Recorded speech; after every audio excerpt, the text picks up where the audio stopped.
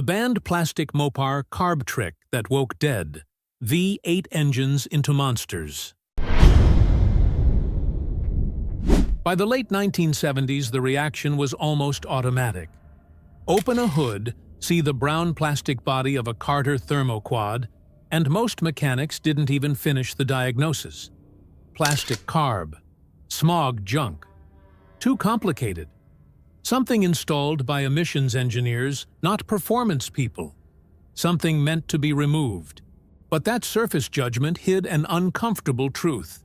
At the same time, the ThermoQuad was being mocked in dealerships.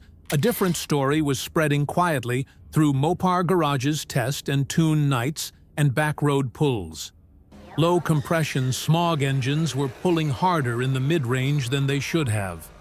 No cam swap, no headwork, no aftermarket carb, just subtle adjustments no brochure ever mentioned. That contradiction raises a darker question. Why did Chrysler approve a carb with the largest OEM secondaries ever built, then bury it under plastic and emissions hardware? And why did GM walk away from it entirely? The ThermoQuad wasn't misunderstood. It was politically inconvenient. Before the ThermoQuad existed, Carter operated far from drag strips and magazine hype. Carter was not a performance brand. It was an OEM engineering supplier whose survival depended on predictability, not excitement.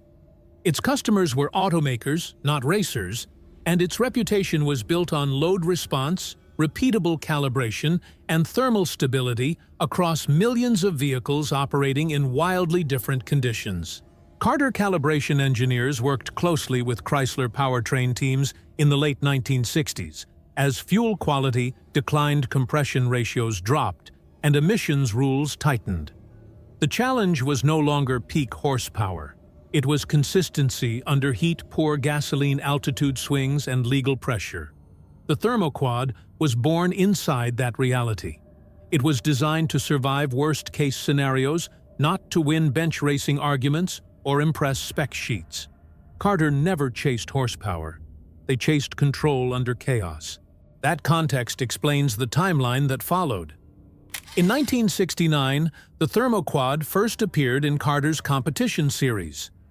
These early units were rated at 850 CFM and 1000 CFM, used manual chokes, and carried minimal external hardware.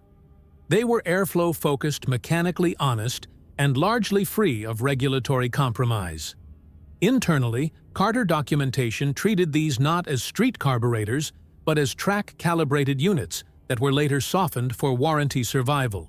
In 1971, Chrysler brought the ThermoQuad into OEM service on the 340. By 1972, the design shifted to solid fuel metering, prioritizing stability and emissions compliance over raw response.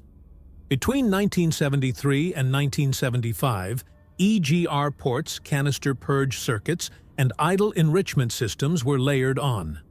In 1976, lean burn changed everything.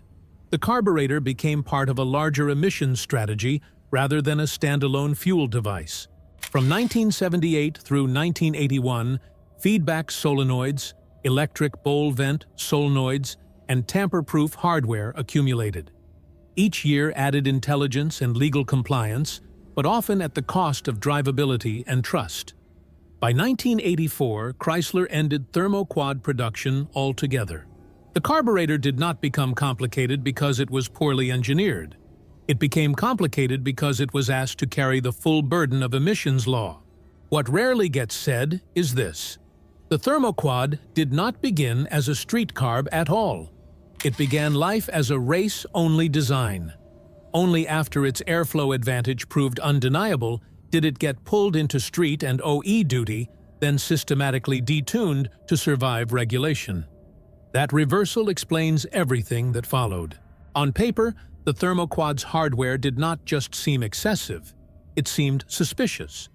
Chrysler's smog-era V8 engines were low compression, softly cammed, and legally strangled.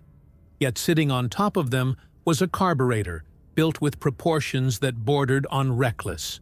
The primary throttle bores were modest, 1 3/8 or 1.5 inches sized for velocity stability and emissions compliance.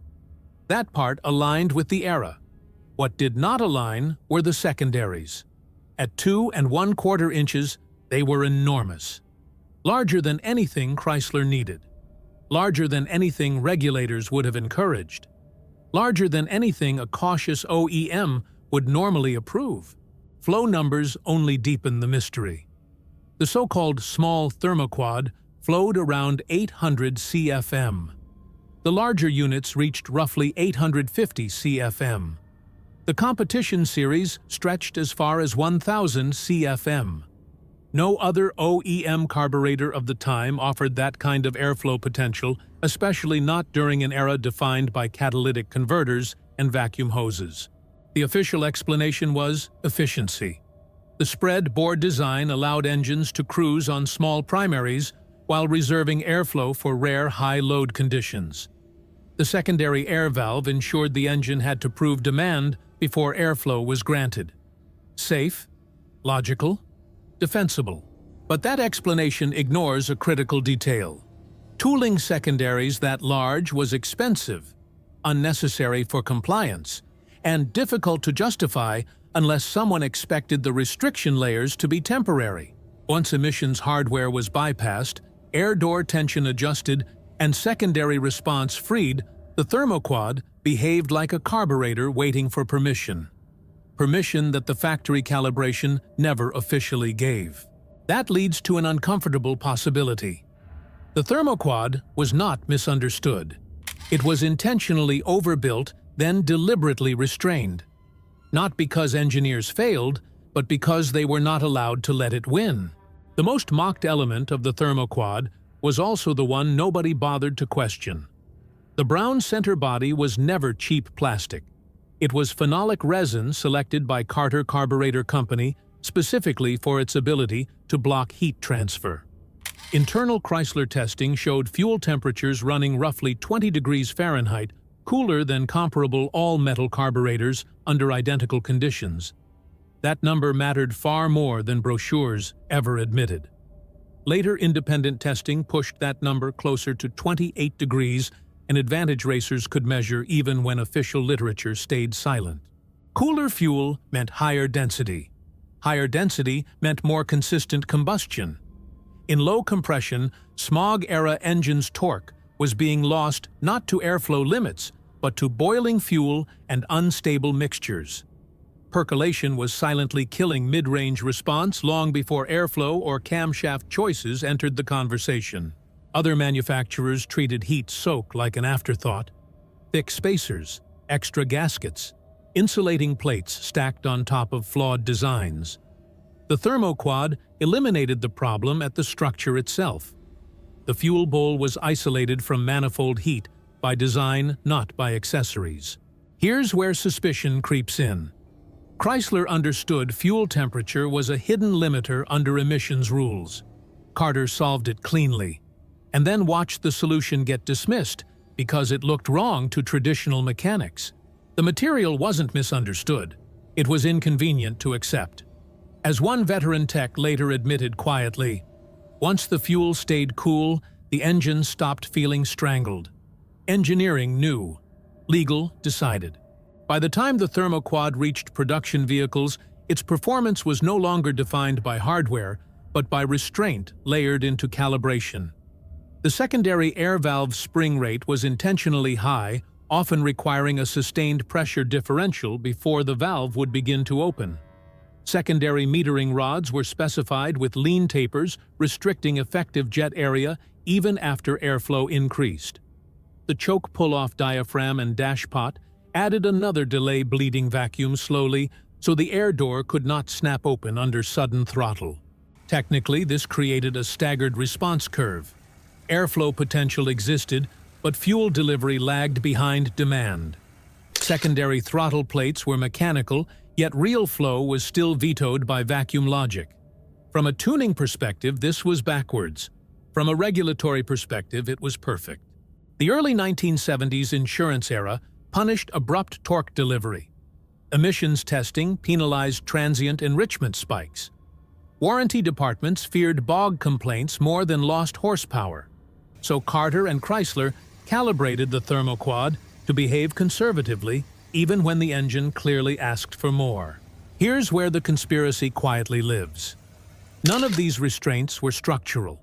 Springs could be changed, rods could be swapped, vacuum delays could be shortened, but none of it was documented for performance use. The capability stayed hidden in plain sight. The carb was never weak. The access was restricted. An internal powertrain review board ultimately decided when that torque was allowed to exist. This is where the ThermoQuad's reputation quietly split in two. On paper, it was a smog-era compromise.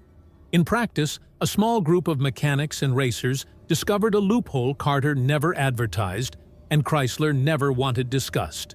The trick was not forcing the carb to do something unnatural. It was removing hesitation that had been engineered in on purpose. From the factory, the secondary air valve was controlled by a weighted door, and a calibrated torsion spring damped further by the choke pull-off dashpot. In OEM form, that system delayed secondary airflow until manifold demand was undeniable, often well past 3,000 RPM on low-compression engines. The spring rate was intentionally conservative, chosen to slow valve opening speed rather than limit total airflow. Reducing air valve tension did not make the secondaries snap open. It shifted the opening threshold earlier, allowing airflow to increase in proportion to pressure drop across the secondary ventures instead of waiting for legal margins to clear. The valve still required airflow demand to open. It simply stopped hesitating. The second piece was secondary metering rod calibration. Factory rods were selected with lean tapers to delay enrichment, even after the air valve began to move. Swapping to a slightly richer secondary rod did not flood the engine. It restored synchronization between airflow and fuel delivery, particularly in the 2,200 to 3,200 RPM range where smog motors lived. That adjustment was never supposed to leave the lab. Some early competition series units went further, omitting idle boosters entirely, a choice that made street manners nearly impossible, but track response brutally honest. The effect was immediate. Torque arrived sooner. RPM climbed faster. Engines with low static compression stopped feeling choked without gaining peak horsepower. Compared to the Rochester Quadrajet, this mattered. The Quadrajet demanded precise coordination between hanger height rod taper and air valve tension. Miss by a fraction, and it bogged. The ThermoQuad was more tolerant once unrestrained, which may be exactly why it was restrained so carefully. Mopar engineers like Tom Hoover understood the airflow potential early, but corporate calibration did not reward early torque in the insurance era. No service bulletin explained this. No factory guide encouraged it. And that silence feels intentional. As one mechanic later summarized it, once the air valve stopped hesitating, the engine finally breathed. By the mid-1970s, the divide was no longer subtle. Chrysler stayed with the ThermoQuad. GM did not. This was never about airflow on paper. It was about how much mechanical freedom a corporation was willing to tolerate. On a technical level, the ThermoQuad offered exactly what lawyers hated. Primary bores as small as 1/3/8 preserved fuel velocity, while 2¼ secondary throttle plates were capable of feeding 800 to 850 CFM in OEM trim and far more in competition series form. Secondary airflow was governed by an air valve that responded to demand, not throttle angle, meaning torque could arrive earlier than calibration charts predicted. That early mid-range surge was real, measurable, and difficult to fully suppress. Chrysler accepted that risk. Mopar powertrain teams were willing to manage a carburetor that could feel aggressive even on low-compression smog-era engines. GM was not. The Rochester Quadrajet, with its tiny primaries and tightly regulated secondary air valve, allowed engineers, emissions staff, and legal departments to dictate exactly when power was released. The conspiracy is quiet, but structural. GM did not reject the ThermoQuad because it was flawed. It rejected it because it gave torque back to the driver too early. That kind of response made management nervous. 40 years later, the question still lingers. Was the real danger excess complexity or excess honesty in how an engine responded? The idea that the ThermoQuad began life as a race carb detuned for the street survived because Carter never corrected it. There were early competition series units. There was visibly excessive hardware for engines that barely made power. And there was a complete lack of official explanation. Carter Carburetor let the narrative drift. No press defense, no engineering notes released to the public. That silence allowed mechanics and racers to connect dots on their own. Over time, speculation hardened into belief. Sometimes myths last not because they are proven, but because no one in authority bothers to deny them. That same silence shaped the legacy. The ThermoQuad became the most ignored high-capacity OEM carb ever built. It was cheap, abundant, and often discarded without being tuned. Yet its core advantage remained intact. When set correctly, it still delivered airflow and mid-range response that surprised modern builders. It stayed misunderstood, undervalued, and quietly potent. Not outdated, just inconvenient to explain. The Carter ThermoQuad was never designed to be gentle. From its massive secondaries to its heat-isolating body and load-based metering logic, the hardware pointed toward capability, not caution. What made it feel tame was not design weakness, but restraint layered on top through calibration, air valve, tension, metering rod choice, and emissions-era safeguards. Once those restraints were eased, the truth became obvious. Torque arrived earlier. Engines responded honestly. Smog-era V8 engines finally used what they were given. This was never a miracle carb and never a mistake.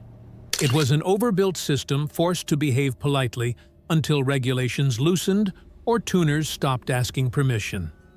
Rediscovered today, it reminds us how much engineering potential was hidden in plain sight. If you've ever unlocked a ThermoQuad, tell your story below. Subscribe for more buried engineering Detroit never advertised.